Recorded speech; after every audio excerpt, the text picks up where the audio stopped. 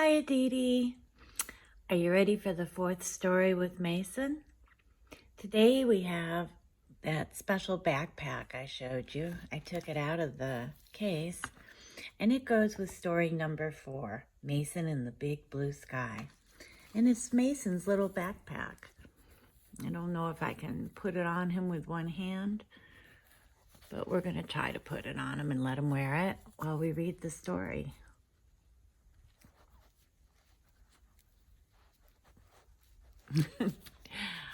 All right, Mason.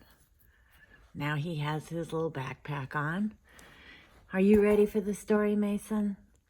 I'm ready for you to read me my story. All right. Are you ready, Aditi? We have book 4, Mason in the Big Blue Sky.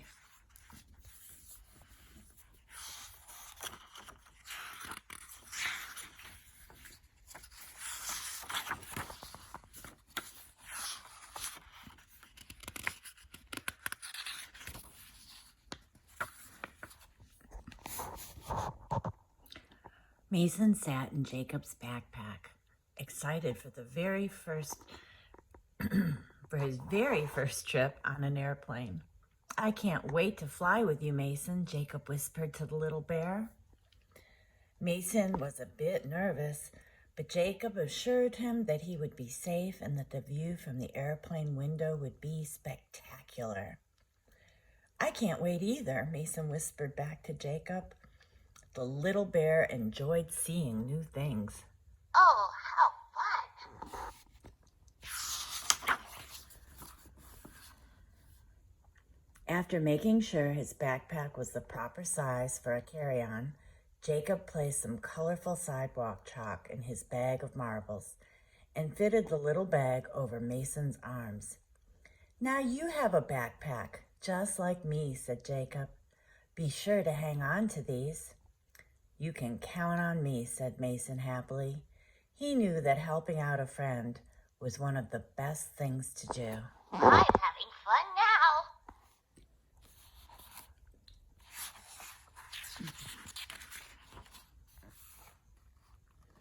As the family entered the airport, Mason peeked out from Jacob's backpack and saw lots of people hurrying by.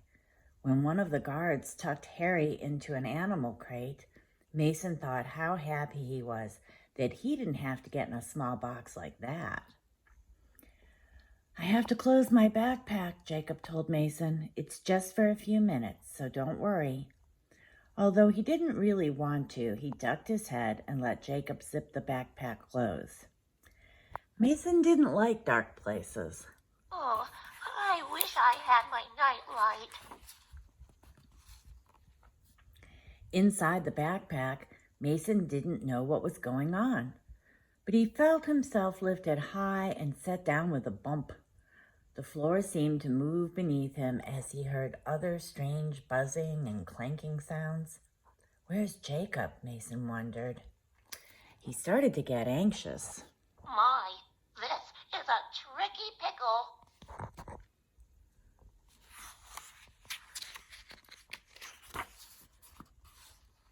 When he finally stopped, Mason tried to figure out where he was.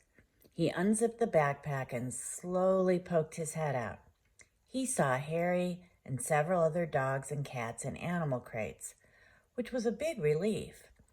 It looks like you got taken along with all the luggage, Harry said, but we might as well make the most of it. Let's play a game. So Mason took the chalk down from his backpack and drew 4 lines on the ground to play tic-tac-toe with Harry. Neat game, said one of the cats named Myra. Can we play? Certainly, replied Mason, as he let the dogs and cats out of their cages. The animals watched Harry play with Mason and cheered when either of them won. Mason was all about making new friends. Friends are like sunny days. You can never have too many.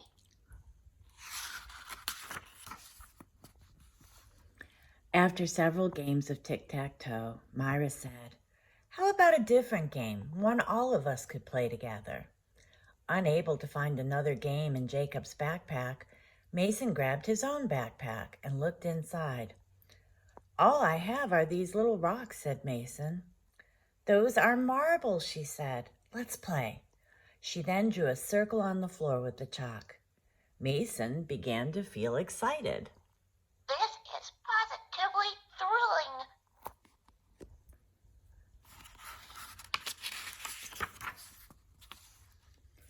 By the third game, Mason was getting pretty good at marbles. But then the plane went bump and everyone wobbled. Some of the marbles rolled away in different directions. Some went under the animal crates. Some went far away into the plane. Mason remembered his promise to Jacob. We've got to find them, he said to Harry. Mason knew that he was in a tricky situation. However, did this happen?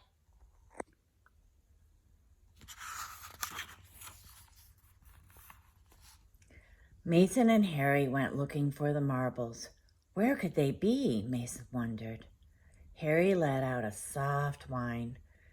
The two searched behind the animal crates, in the cracks between luggage, and down a long, narrow hallway. There, a delicious, familiar smell distracted Mason. Crispy fish sticks, he realized. Crispy fish sticks were Mason's favorite food. The crispier, the better. Mason followed the smell up a small ladder and crawled along a duct. Harry stayed down below, sniffing around for marbles. Through a crack in the ceiling, Mason saw the delicious fish sticks being served to Jacob and his parents. Don't worry, he heard Jacob's dad say. You'll get Mason back. I just hope that he's safe, Jacob said. Mason began to feel excited. Very excited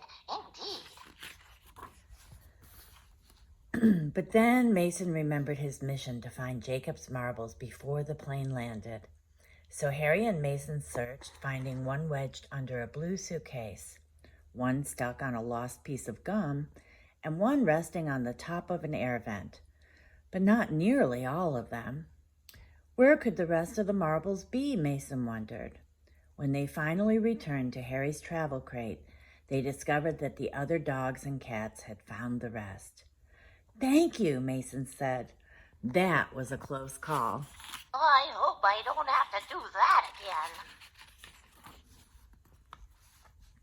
Mason, Harry, and the other animals spent the rest of their time playing tic-tac-toe and marbles, being very careful this time not to lose any. I know we'll be with Jacob again soon, but I wish I'd gotten to see the view, Mason said with a sigh. He said it was spectacular. You want to see the ground? Asked Myra. Follow me. I know a place where you can see the whole world. This made Mason curious. What in the world could that be?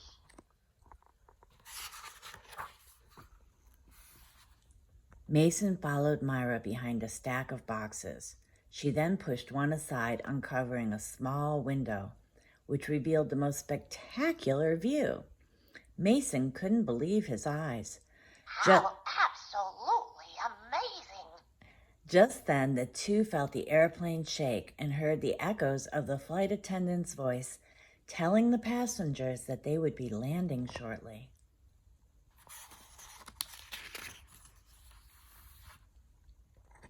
The two ran back as the animals who were getting in their crates. Mason locked each crate and zipped himself up in Jacob's backpack, leaving himself a little space to see out. After the luggage was unloaded, Mason and Harry moved in a big circle along the conveyor belt, around and around and around, but they still couldn't see Jacob. Mason couldn't help but frown. I feel all cloudy inside. Soon, though, Jacob spotted Harry and his backpack, and he and his parents came to get them. Mason, I was so worried, Jacob said, taking him out of his backpack and hugging him. Harry yipped from his dog crate. And you held on to my marbles. Thank you. I saved you a fish stick. Those marbles were a great way to meet new friends, replied Mason. You weren't scared, were you? Whether we're at home or far away, I'll always look out for you. Mason felt very grateful. Life is just so very nice.